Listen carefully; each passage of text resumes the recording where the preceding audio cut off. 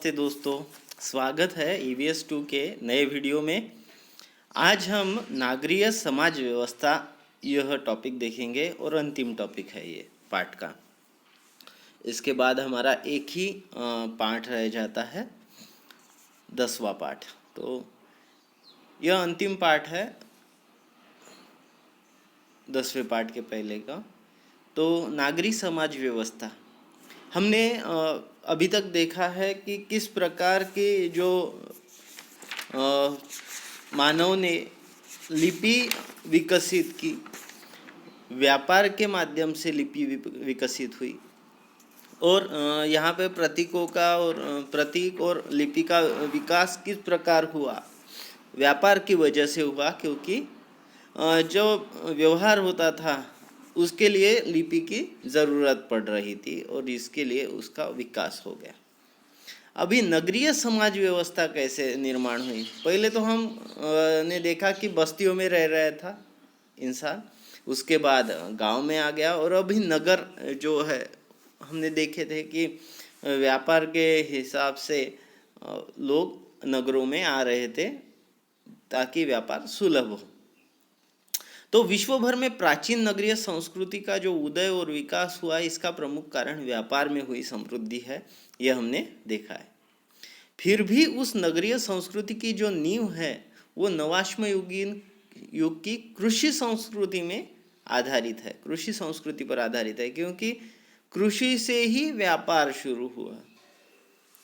कृषि संस्कृति में जो श्रद्धाएं थी, मान्यताएं थी, रूढ़ हुई थी, वे नगरीय संस्कृति में भी अबाधित रही, क्योंकि लोग जो है वो कृषि संस्कृति यानी गांव से ही जाके नगरों में रह रहे थे।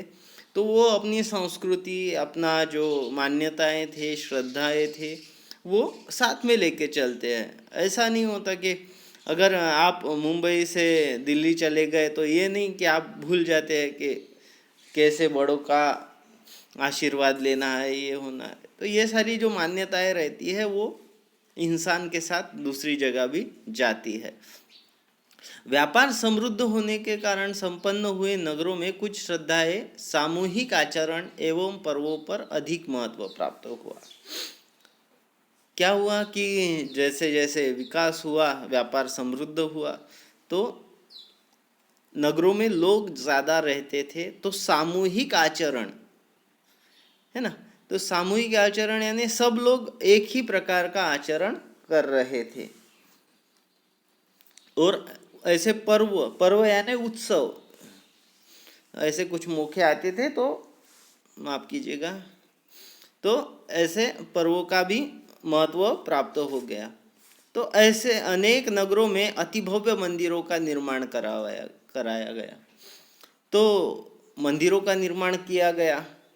अभी तक मैं आपको यही बात दर्शाना चाहता हूँ कि अभी तक कहीं भी मंदिरों का या किसी भी प्रार्थना स्थल का उल्लेख नहीं आया है। सबसे पहले मानव ने मंदिरों का निर्माण किया और उन नगरों की शासन व्यवस्था के अधिकार भी मंदिर के प्रमुख के नियंत्रण में आ गए, और ये हमेशा होता रहता है।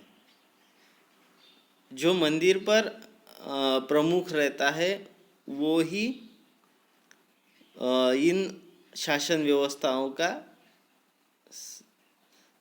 हाथ में, उनके ही नियंत्रण में रहती है। कालांतर में मंदिर के प्रमुख पद एवं राजपद एक ही व्यक्ति के पास आ गए, और कालांतर में क्या हुआ कि जो राजा बनने वाला इंसान था और जो मंदिर का प्रमुख था वो एक ही बन गया, उसके हाथ में सारी चीज़ें आ गई, और विश्व की प्राचीन नगरीय संस्कृति का यह प्रारंभ था। और नगरीय संस्कृति का ऐसा प्रारंभ हो गया। अभी इन संस्कृति की विस्तृत जानकारी हम अगले पाठ में लेंगे। तो आपने क्या करना है, स्वाध्याय छुड़ाना है, पाठ को अच्छे से पढ़ना है। मिलते हैं अगले वीडियो में, तब तक के लिए मैं स्वप्निल देशमुख आपसे विदा लेता हूँ। धन्यवाद।